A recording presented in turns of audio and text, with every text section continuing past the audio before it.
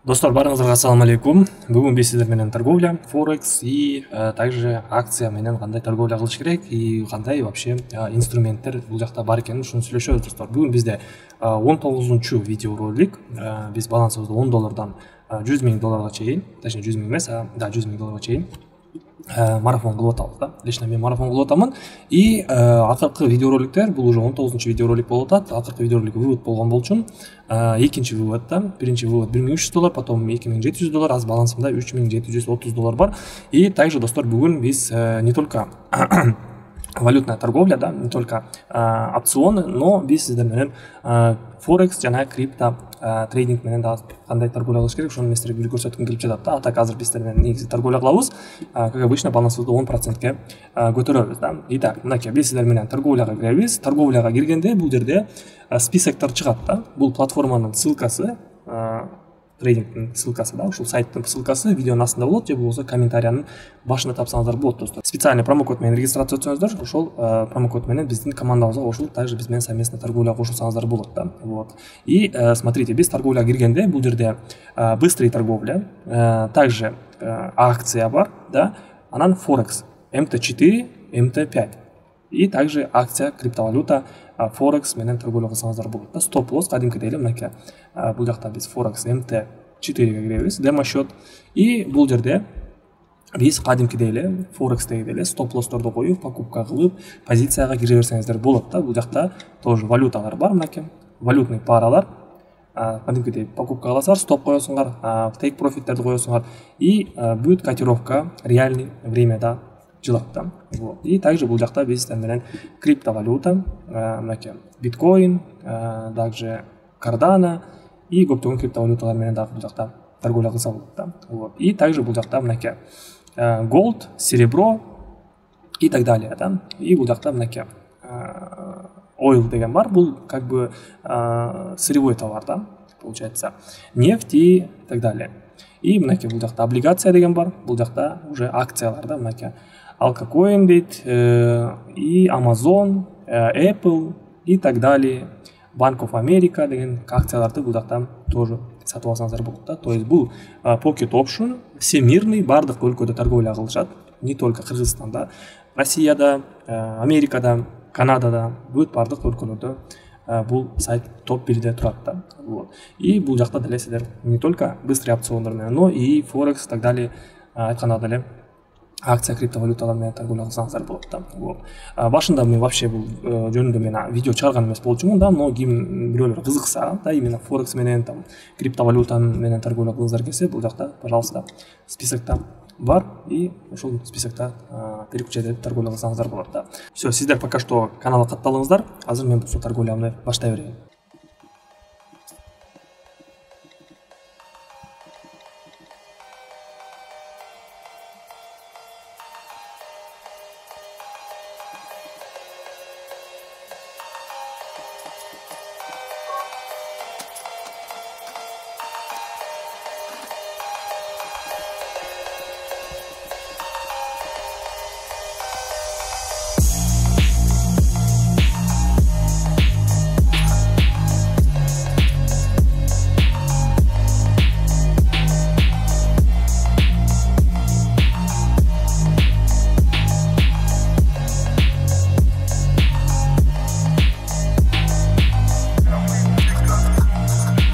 Итак, достор, бул валютная пара евро-рубльдан.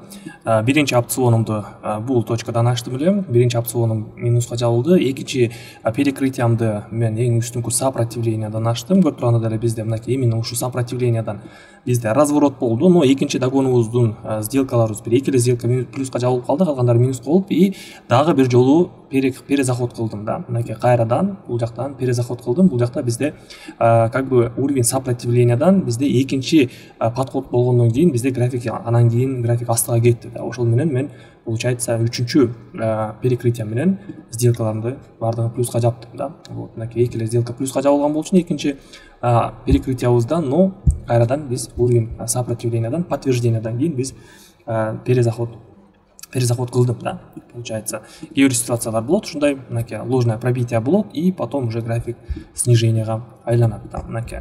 И давайте 15 секундтук таймфрейм көтөрөлү, и бул жерден биз 1 мүнөткө уже покупка кылабыз. Дагы бир жолу бул жакта бизде мынакей уровень сопротивленияга келгендиктен бизде мынакей көрүп атасыздарбы, линия Bollinger Bands, да.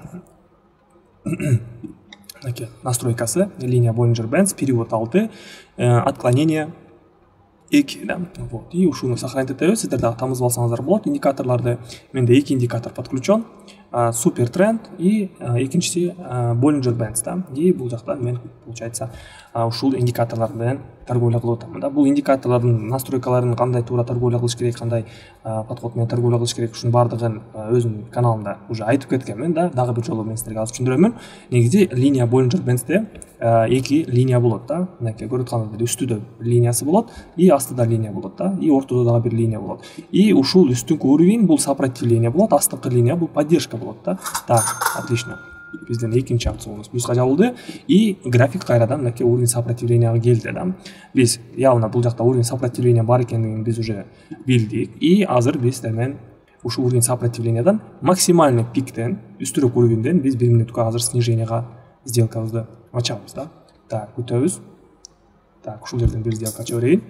И көрүп турган эле уровень сопротивления бизде реакция берди, и ушул уровень сопротивлениядан сделкабызды ача беребиз, да. Биздин графигибиз бул жакта мондай скальпинг болуп атат. Подъем, резкий понижение, далее дагы бир жолу подъем, резкое понижение. Уровень сопротивленияга аябай жакындап атат, да. Көрдүңүздөр, биздин астыңкы минимумдарыбыз, мынакей астыңкы минимумдарыбыз все выше и выше болуп атат, да, өстүп эле өсүп баратат. И получается, значит, бул жакта могу үстүнкү уровень сопротивления, скорее всего, bizde пробитие болот, да. Но биз пока что максимальный пиктерден сделкабызды астыга ача бергенге возможность бар, да. Мынакей дагы бир аз көтөрүлдү, и бул жактан дагы 2 опцион ачам, дагы 1 мүнөткө, да. Вот. И как раз мынакей кийинки уровень сопротивлениябызга келиптир, мынакей. Бул жакта дагы максимальный, көрүп тургандай эле максимальный уровень сопротивления ушул жакта болуп тур эле, и ушул жактан мен ойлойм бизде азыр разворот болот деп, да.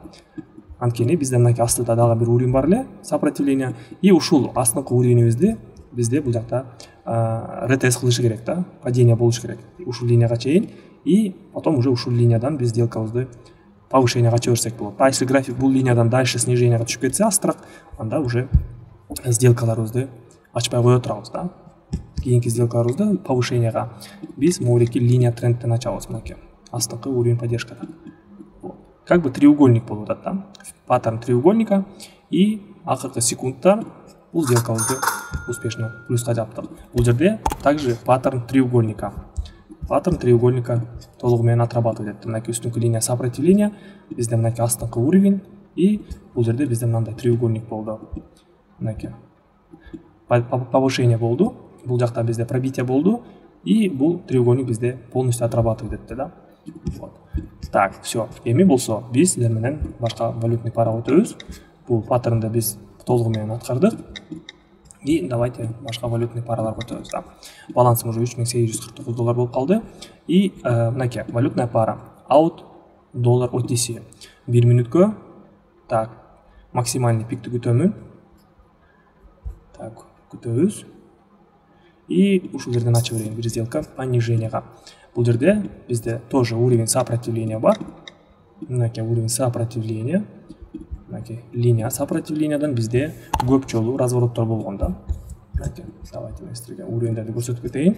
Мынакей биринчи касание разворот, экинчи касание разворот.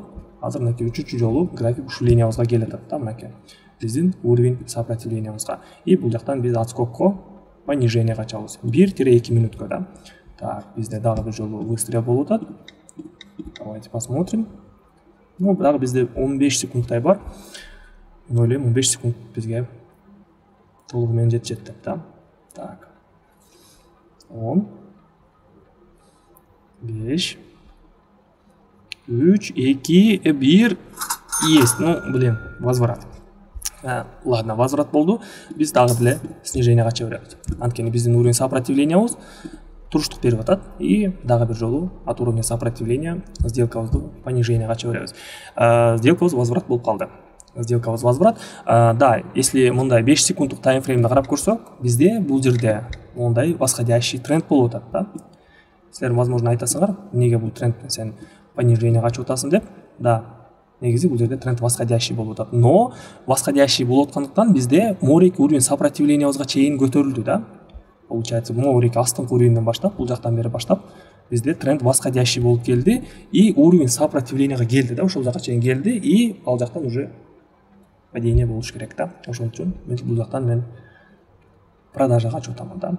А если уровень сопротивления жок болсо бул жакта да, если жок болсо бул жакта, анда мен астыраак уровеньден по тренду эле сделкамды ачып бермекмин да, покупкага. Так, отлично. Сделкабызды плюска жаптык. Давайте 30 секундтук дагы бир жолу байкайлы. Да, биздин уровень сопротивлениябыз туруштук берди и график паденияга айланды. И бул жактан биз сделкабызды 1 мүнөткө дагы бир жолу снижениеге ачабыз. Все, график азыр бул жакта морик уровеньдерди чогултканы кетиш керек да. Бул жерде бардык трейдерлер тренд болуп атат деп покупкага кире берди да, бул жакта покупкага кире беришти. Бул жакта биз не только опцион менен торговля кылабыз 1 мүнөттүк да, бул жакта бизде мынакей форекс менен да торговля кылгандар бар. Бул жакта линияларда покупка кылышат да. Ушул стоптор болот, бул жакта мындай стоптор, стоп ордера и ушул стопторду мындай кылып эле бир спис менен чогултканы кетет да астыга. Ошондуктан бул жакта мен форекс стратегияларды дагы анда-санда применять этем да. Негизи рынок бардык эле жерде бирдей иштейт. Самое главное ушул анализиңди кылган анализиң менен торговля кылышың керексиң да, ошол направленияда и анализиңе толук ишенишиң керексиң. Так, 4, 3, 2, 1 есть. Плюс. Бул сделкабыз дагы плюска жаптык. Так, отлично. Мен ойлойм бул стратегияны, бул уровеньди толугу менен аткардык деп и башка валютный парага өтө болот да. 1 мүнөткө ушул жерден ачып берели и 1 мүнөттүк таймфреймде мен түшүндүрүп кетейин. Эмнеге бул жакта мен покупка кылып атам. Мынакей бул жакта бизде уровень бар экен. Мынакей бул диапазондо бизде уровень бар экен да, ортодо прям. И график үстүнкү сопротивлениядан бизде эң биринчи күчтүү уровеньге чейин түштү да. Мынакей эң үстүнкү уровеньден бул жактан баштап падение болду. Самый күчтүү уровеньге келип токтоду да. И бул жакта небольшой подъем болушу керек да. И как раз ушул уровеньден мен сделкамды покупкага ачтым. Так. Негизи бул жакта биз жакшы точкадан негизи бул жакта снижениеге ачып берсек жакшы болот да, но азыр мен бул уровень поддержкадан покупкага ачтым. Так. 5 секунд. 3, 2, 1, 0 есть. Отлично. Бул сделкабызды дагы плюска жаптык. Так. Ну, если мондай карап көрсөк, бул жакты карасак да, мынакей. Бул жерде бизде двойной вершина да. Двойной вершина сыяктуудай болуп атат. И мен ойлойм бул жакта даже график астыга кетип калышы мүмкүн деп. Мынакей бир подъем, понижение, уровень сопротивлениега чейин көтөрүлдү, бул жакта падение болду. И бул жакта мынакей небольшой реакция болуп, дальше снижениега түшүп кетишин мен толугу менен азыр ишенип турам да.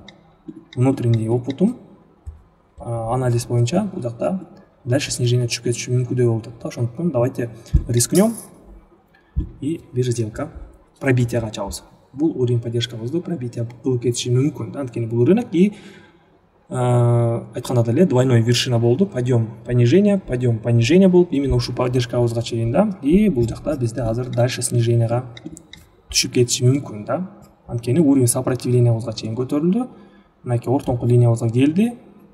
И бул жакта келип туруп небольшой коррекция болот бул жакта. И потом уже морик астыңкы уровеньди пробития кылып дальше снижениега түшүп кетиши мүмкүн да. Вот, а может и даже түшпөй калат. Көрөбүз. Посмотрим, кандай жыйынтык менен сделкабыз жабылат экен деген да. Так, о, отлично, шикарно. Плюска жабылып атат сделка. 5, 4, 3, 2, 1, 0 есть. Плюс. Сделкабыз да плюска жаптык. Балансыбыз уже $3960 болду да. Давайте $4000 чейин округлять этели. И Кстати, достор, торговля боюнча жана унутпагыла, бизде күндө торговля болот. Телеграмыбызда. Ссылка телеграмыбыздыкы комментариянын башында тапсаңыздар болот. Ошол жакта бүт обучениялар, видеороликтер чыкканда ошол жака жүктөп турам да. Толук информацияларды вывод жөнүндө биздин ушу марафонубузду и также достор понедельник күнү мен күндө бир подписчикке акча сыйлык кылам да, $10. Каждый жума сайын понедельник мен рандомно подписчикти тандаймын, активный подписчикти, и $10 картасына же болбосо криптовалютасына толуктап беремин да. Вот, силер дагы катышсаңыздар болот. Ссылка комментариянын башында, ошол жакта катталабыз достор. Так, кийинки валютная пара достор, австралиец, новозеландец болот. Быстренько бул жакта бат-баттан 1 минутка 2 опцион ачам. 2 опцион. Бул жакта бизде кандай ситуация болот атат? Бизде мынакей явный нисходящий тренд болуп атат. Мынакей в целом бул жакта нисходящий тренд, график астыга эле кетип атат. Мынакей понижение, мондай коррекция болуп атат. Далее дагы бир жолу падение, далее мынакей небольшой коррекция, да, и потом падение. И бул жакта то же самое, мынакей акыркы ситуацияларды кайталап атат да. Акыркы последний моменттерде ушундай менен жыйынтыктаган мынакей коррекция болуп атат. И мен ойлойм бул жакта азыр дагы график астыга кетет деп да. То есть мурунку кайталанган ситуацияларды карап анализировать этип атамын да. И азыр ушундай эле ситуация болот деп сделкамды понижениега ачып атамын, но бул жактагы случайда эмес. Бул жакта бизде дагы бир жолу көтөрүлөйүн деп чечиптир да. И үстүрөк уровеньден мынакей үстүрөк уровеньден 1 минутка снижениега кирдим. Мынакей. Эмнеге бул жакта мен снижениега кирип атамын? Башында анализ кылгандагы эле бизде нисходящий тренд болуп атат и үстүрөк уровеньден перезаход кылып атамын да. Также мынакей бизде бул жерде скальпинг болуп атат. 5 секундный да бизде скальпинг болуп атат. Мынакей уровень и астыда уровень. Көрдүрбү? Үстүрөк уровеньдерден 1 минутка снижениега кире беребиз. Мынакей могу уровеньдерде. И астыраак уровеньде, конечно, тоже покупкага кирсек болот, но астыраак уровеньде бизде против тренда ачпай эле коюш керек да. Анткени график бизде в целом бул жакта снижениега түшүп атат да. Вот, ошондуктан лучше покупка кылбай эле коюш керек. Так, 10 секунд. Опасный момент. Түшүш керек. Негизи минимумдарды обновлять этиш керек. Так, 2-1 0. Что мне болду? Так, 3 сделка плюс, 2 сделка минус болуп калды. Ладно. Так, ладно, давайте анда эмесе 15 секундка дагы бир өтөйлү дагы. Да, в целом снижениега ача бериш керек бул жакта. Дагы 5 сделка ачайын. Понижениега. Биздин анализибизди дагы бир жолу подтверждать этели, дагы бир шанс берели. Сделкабызды понижениега ача беребиз. Да, мынакей 5 секундный таймфреймде бул жакта бизде карасаңар перевернутый голова и плечи. Ну, не перевернутый, а обычный голова и плечи фигура паттерн болуп атат да. График өзү достор. Бул жакта 5 секундный болобу, 1 минуттук болобу, бардык эле жерде паттерндар иштей берет. Мынакей көрдүрбү? Сол плечо, мореки башы и правое плечо, паттерн голова и плечи болуп атат. Ошондуктан бул жакта мен сделкамды понижениега ачтым достор. Дагы бир жолу кайталап кетейин. 5 секундный болобу, 10 секундтук, 1 сааттык болобу, 1 күндүк болобу, паттерн иштей берет достор. Окшош боло берет. И даже 5 секундныйда дагы.